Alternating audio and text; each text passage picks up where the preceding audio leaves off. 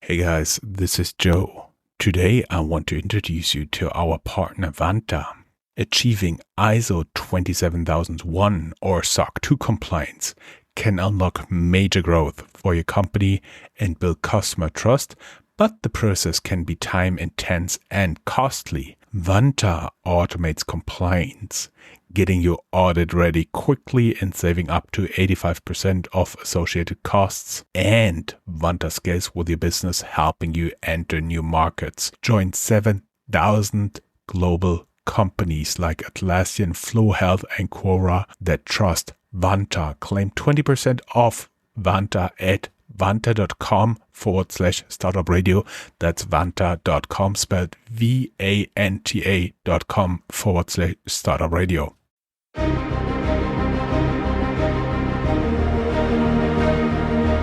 Welcome to Startuprad.io, your podcast and YouTube blog covering the German startup scene with news, interviews, and live events.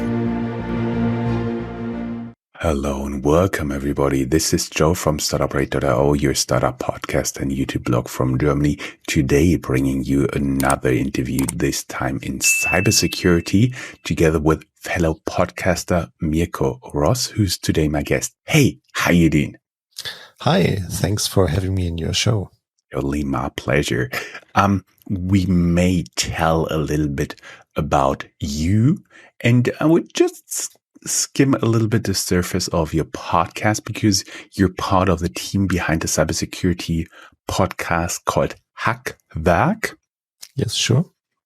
Which is, of course, also available on our internet radio station, Startup.radio, together with Tyler Cohen-Wood.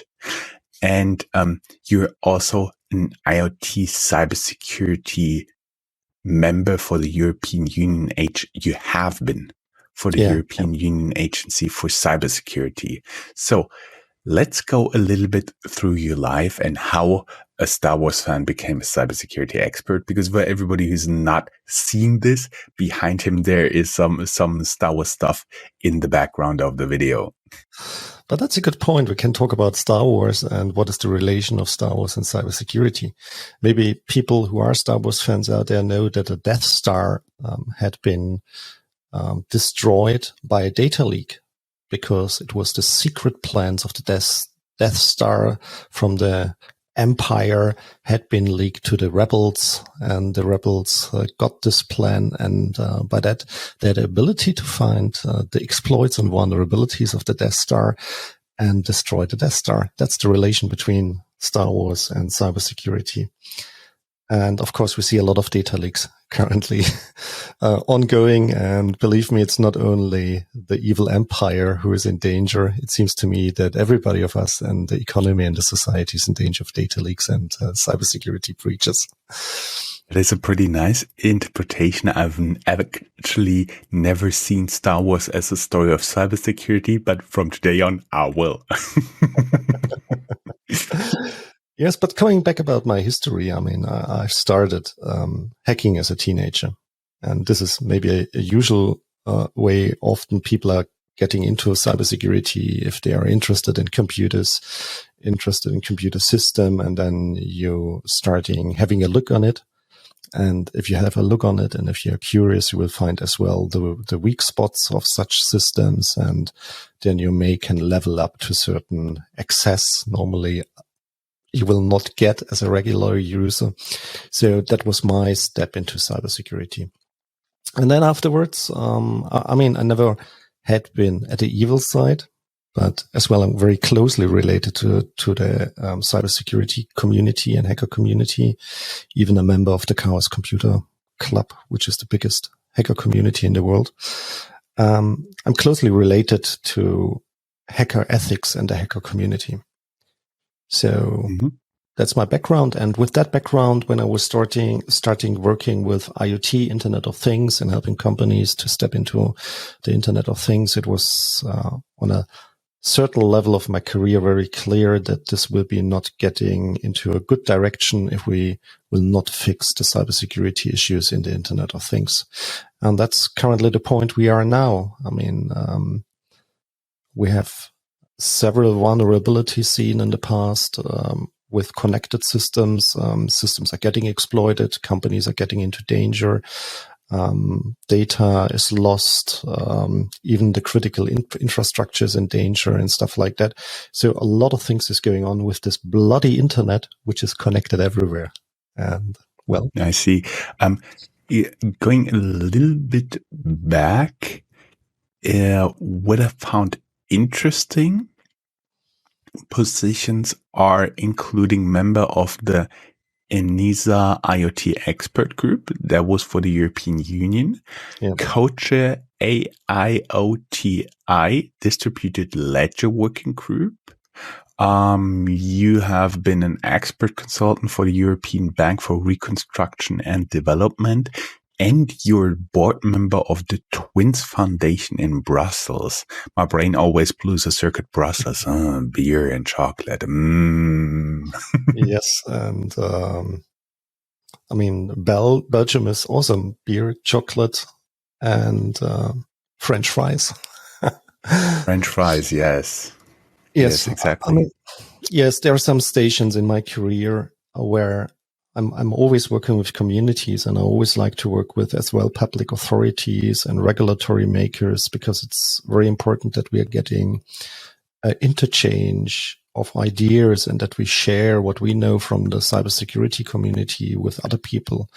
And that's why I'm looking for close relations to this kind of organizations like the European Cybersecurity Network Agency, the European Commission. You have named some, and I'm still working in several projects with these organizations where we are looking how we can increase cybersecurity in the future. And if you notice, organizations, they are not very quick usually. So there's a lot of talks and negotiations in the background. But if they are on a certain direction, they have the force to increase cybersecurity by regulations, and then they are really powerful. So, and that's why I think it's very important that the communities in the cybersecurity space are in a close interaction and relation with this big regulatory vessels and vehicles we have out there. Mm-hmm. What I found interesting is that you're not only in cybersecurity, but you're also combining this with distributed ledger and IoT.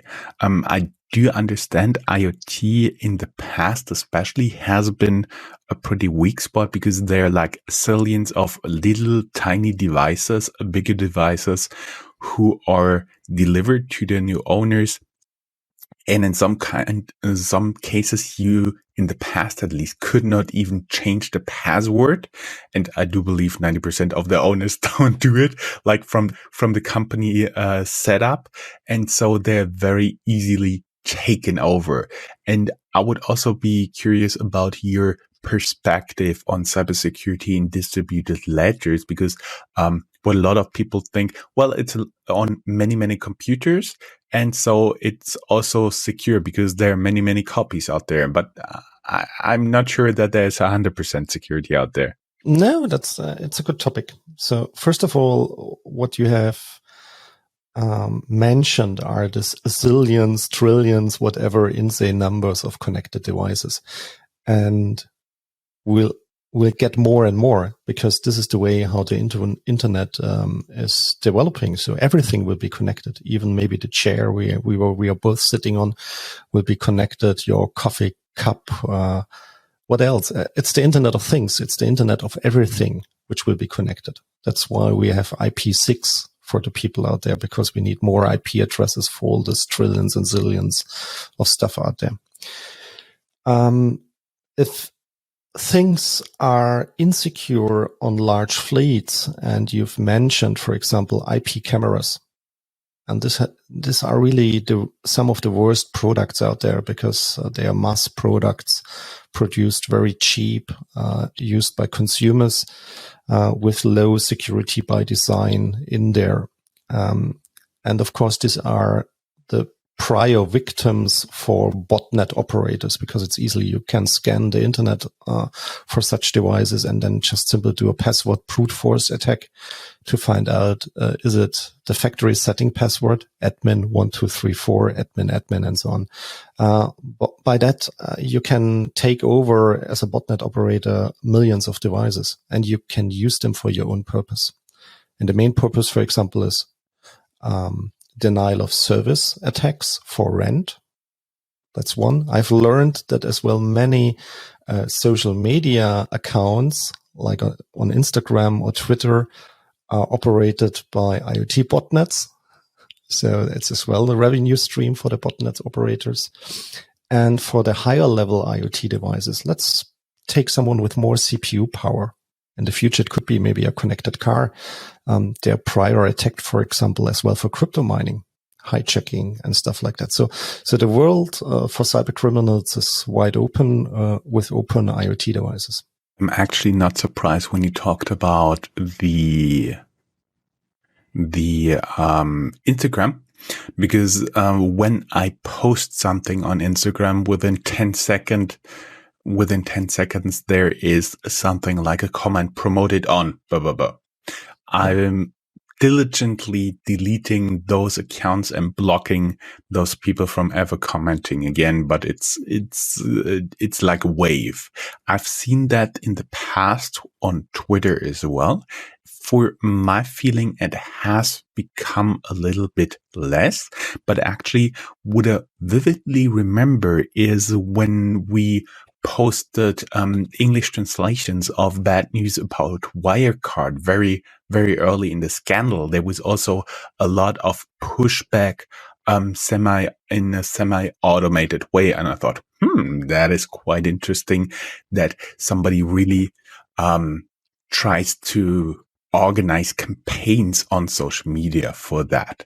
I mean, post something with the hashtag Bitcoin on any social media challenge, and you see immediately all the bots jumping on that post, and you can easily identify bot accounts by just posting with some hashtags where the bots are monitoring and go into interaction, which is, I think, rather remarkable, is that everybody out there who's buying Instagram accounts, and I know maybe there's some listeners who are doing that. I mean, you can invest $100 and buy your 10,000 followers for that. If you do that, you're feeding the botnet industries.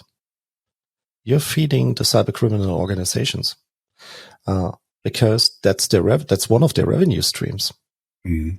It's done by hijacked device. So you, as a single person out there who just wants to have more follower, and I completely understand the desire to have more follower, you just think, well, I'm buying that from a click farm or whatever. But these are really highly organized criminal infrastructures in behind. What I also experienced, you remember the days of what they called the big Twitter purge, when they, before the IPO, really got rid, or after the IPO, really got rid of a lot of those spam and bot accounts.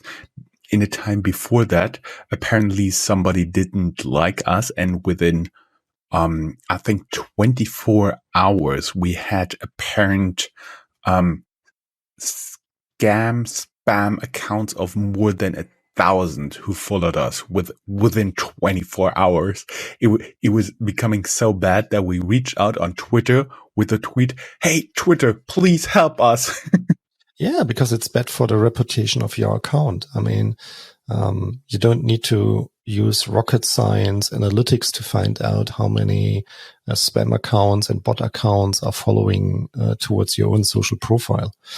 Mm-hmm. And if we talk about social profiles and people who are buying followers, to be honest, this is shiny. This is a shiny, nice picture for the first few. But if people really do a deep dive into your accounts, they will immediately identify that this are mostly paid followers. And I mean, there is no reach for yourself, mm-hmm.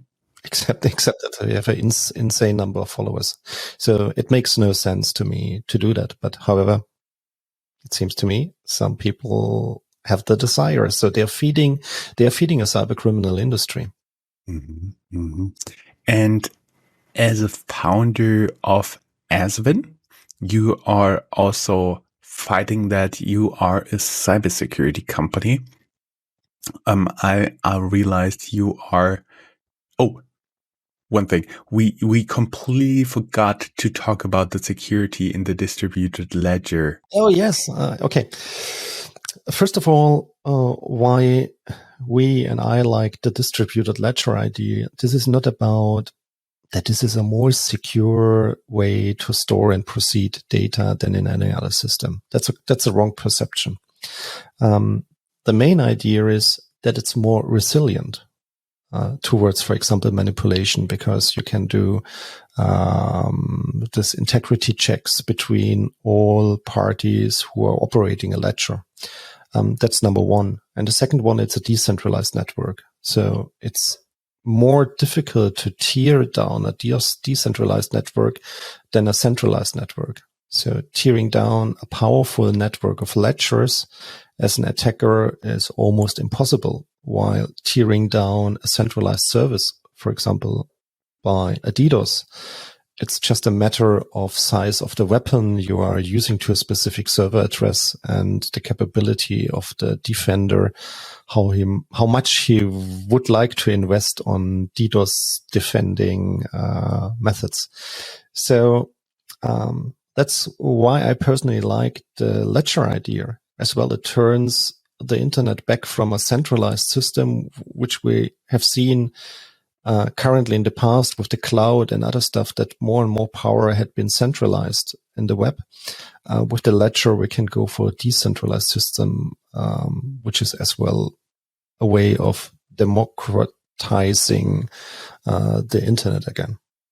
I do believe that's the way the internet is going into the future, a little bit, or at least more decentralized.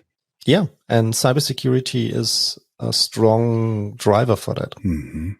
Because the question is no more in the future about how can you protect a 100%? It's impossible. The question will be more about, is your infrastructure resilient enough to stand a cyber attack? Mm-hmm. And my understanding right now is it's more resilient the better distributed it is. That's one of our assumptions. I see. Before we get into your startup company second attempt, I was curious. Can you tell for the audience out there what topics you and Tyler are discussing on your podcast, and when you are actually putting episodes live? Yeah. So normally, first of all, we try to do that every 2 weeks. Sometimes we are more busy, or even like like the guest set list is sometimes a pain to get really good people into the show, and we want to have a high quality show. So what is the idea of the show? First of all, Tyler, she's in Washington, D.C., so she's bringing in the US perspective, which is very important. And as well, she brings in the diverse perspective on cybersecurity, because to be honest, cybersecurity has been in the past a male, white dominated space. So having Tyler in the show, bringing in her diverse perspective and bringing in her, let's say, Texas style of solving the problem, it's a very good mix, because I'm more the European white guy, born and educated in cyber hacking communities and stuff like that. So let's say that's the tension and the storyline of our podcast show. And we always invite usually one guest, sometimes two guests into the show to discuss a very specific cybersecurity topic. For example, botnets. And by that, we are looking to invite the most excellent people in their space to talk about this topic, but not doing a nerdy tech deep dive topic, just like having a conversation like you and me. So that people are getting a better understanding of what is the problem, how can we solve it, what is the future, how do I protect myself? Is it affecting me? Is it affecting you? Who are the bad guys? Why they are doing that? The hell? And sometimes even we are developing own evil ideas. Like, if I'm a bad guy, I would do it like that way. Not to give people out there hints to do that, but as well to have a look over the horizon, because we need that in the industry. I vividly remember it from a time as a consultant at Big Four. If you go into forensics, the guys who help to solve problems, prepare investigations and stuff like that, those guys are the ultimate arch criminal. They have seen so much. You can just hope that they never turn bad. It's incredible. Yeah, and it's to be honest, it's a little bit really the same. I mean, we had some ideas how we can completely erase human life from Earth just by combining cybersecurity and, let's say, medical technologies. So of course, but you need this super evil thinking, because otherwise we are so focused on the current and we don't see what's upcoming next. It kind of reminds me when you guys start your regular show. Are you guys going, "Hey Miko, what are we gonna do today?" The same as every night, Tyler, "Conquer the world," like Pinky and Brain. Yeah. Destroying the world or something like that. Yeah, it's and I mean, that's one aspect, but the second aspect is as well finding always a positive ending of each show. Because if you are in the cybersecurity space, you can get completely desperate about the situation, but it makes no sense, because if we are desperate, we can't move. So of course we need a positive ending. So what are the next steps? What are good steps? How can we make the world and the things out there better towards cybersecurity? That's as well a super important approach. And if we fail, my answer to Tyler, because she's from the US, it's always my answer is, look, then let's go for the American way of solving a problem. We will just drone strike the cyber criminals. Yeah, that is a pretty good choice. But now, third attempt. Let's talk a little bit about Asvin, your startup. I've seen you doing this in partnership with DXC, the German Alliance for Cybersecurity, in German Allianz für Cybersicherheit, and Startup Autobahn Plug and Play. I was pretty impressed when I went through your website, and I've seen you won many awards, including the German Startup Cup for Cybersecurity. You made #1 top spot in 2020. The winner of ITSA Award, Best Cybersecurity Startup, and Cybersecurity Excellence Award, winner 2022. So, question up front, is it just you, or is there a team of very, very smart people who like to play around with Star Wars stuff during work time? No, of course, it's like being a successful venture and startup is always a team play. So of course it's the team in behind. I'm a little bit more the front runner of the show, but it's a very skilled team behind, and it's an international team. So it's me it's Rob van Kranburg from Belgium. It's Raphael Jalahom from the MIT and Boston. Rohit, our CTO, Sven, my co-founder. So there's a couple of people in the C-level, which are to me the best folks I can get, thought leaders in their topics, and working with them together on a venture to me is a great benefit. And even I think for our customers, it is as well the best benefit they can get, of course, for sure. And all this excellence and awards, and you just named a few of them. Our wall in the office is full of awards. Great. But it shows as well that we are doing something completely right, that we are heading to the right direction. Mm-hmm. And when we had started with cybersecurity, let's say the first steps of the company, we did early 2019, the formal steps on product development and stuff. Cybersecurity was already, I think, an emerging topic. but now it's a hot topic. And so we are at the right time with the right products here in the market. Mm-hmm, mm-hmm. Talking about products, I've seen you work, which especially caught my attention again, supply chain, distributed ledgers, IoT fingerprints. And then before you start explaining all this stuff, what is this all about? Because on your website, there's beehive, there's ants, there are paws, there are track counts, and guys. Yeah. So first of all, what is our main mission and vision? So we had a look on the IoT space, and we think that cybersecurity and IoT is a super mess and will become more and more super mess. So we need to provide specific tools and services for our customers to get the things on the right track.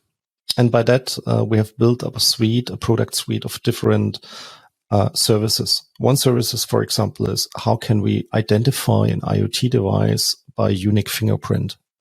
And this unique fingerprint is now for the people out there, it's physical unclonable function, which means there is something in there on the semiconductor level or on the memory level of an IoT device, which can't be changed. And because it can't be changed, you can use it to create a unique fingerprint. Now, why it's so important to have a unique ID of an IoT device? Well, for example, think about you're operating a factory and you're getting data from sensors out there to control your factory. The sensors are in need of unique fingerprintings because they're an essential deliverer of data for your factory control systems. If I would be an attacker and I will just replace the sensor by myself, I can inject malicious data, for example, into into the factory systems, and by that forcing the factory systems to do something completely different, what they want. This could be digital sabotage. It could be a way of ransom. So there are many ways how companies are getting in danger. So fingerprinting and IDs of assets are super essential at the beginning. And on top, we have built several other stuff. One important thing you have mentioned, supply chain, and this is a huge topic because many, like IP camera as well, is already a complex product, IoT product, because there are many components in there shipped from different locations and sites of the world. For example, you have a wireless LAN module in there, which comes usually from China, and there is a fully Linux operating system on it.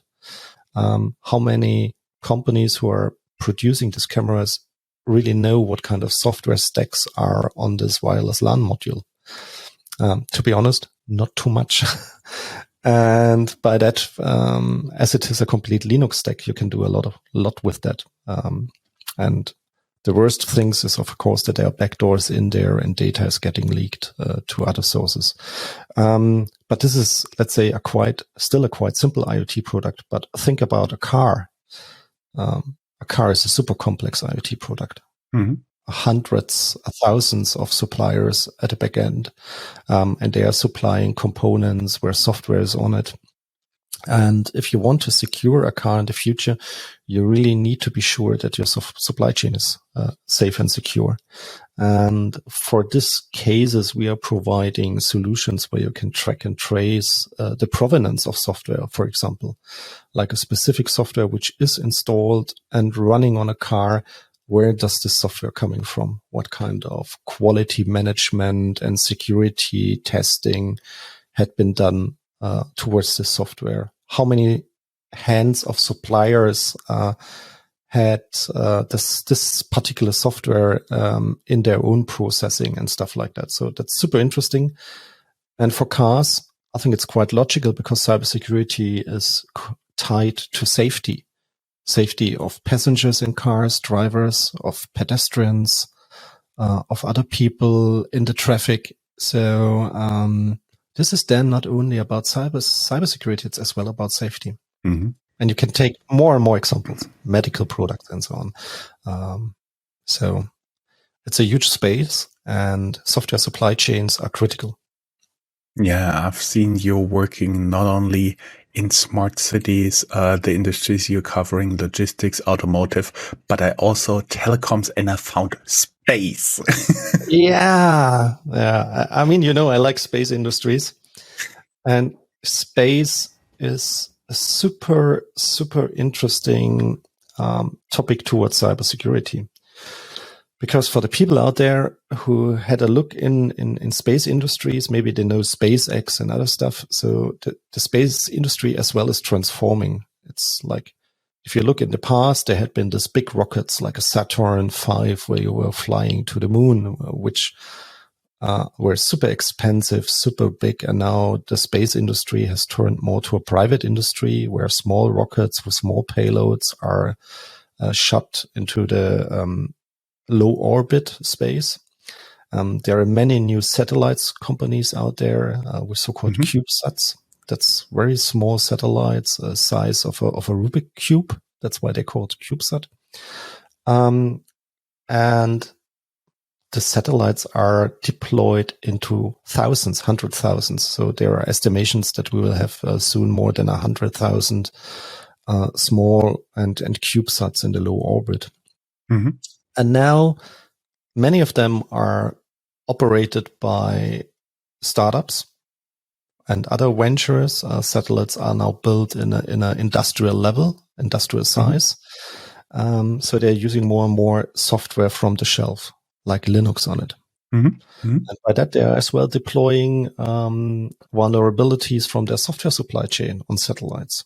And on all these units used to launch satellites and stuff like that. So the space industry is facing more and more all the problems of cybersecurity we have in the traditional industry as well. I see. And basically, how you counted this is what I just talked about, all those names associated with the animal kingdom, bees, ants, paws, track hounds, and eagle eyes, right? Yeah, exactly. That's that's our way how we name our product.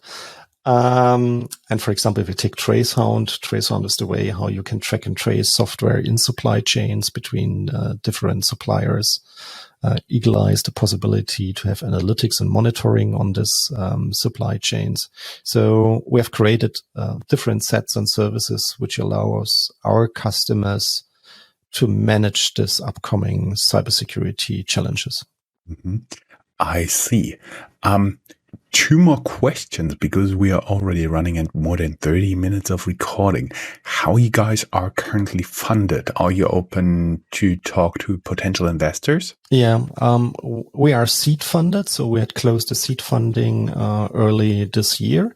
But that it was a 2 million seed round for us, which helps us to further develop our attraction this year and let's say with the beginning of next year. And of course, we are open for investors because we have big plans. We want to grow. We want to scale up. So by that, we will, of course, go for a next investment round. So we will prepare our investment offer. And if you are an investor and you're looking for cybersecurity and supply chain security, then get in touch with us and we can discuss the details for the next round. Great. Only one more question left. Are you guys currently hiring? Yes, we're hiring. And have a look on our website. I mean, there are plenty of positions open, and as well, you can find me everywhere on Twitter, on Twitter, on LinkedIn.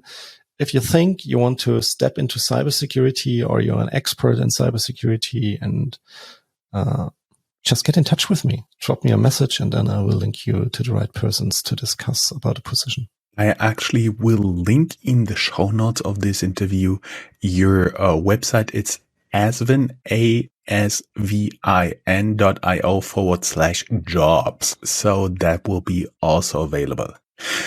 Mirko, thank you very much. It was a pleasure talking to you. Hope to have you back and a lot of more Hackwerk podcasts on our radio station. Joe, thanks for having me in your show. Thank you. Have a great day. Yeah, thanks. Bye-bye.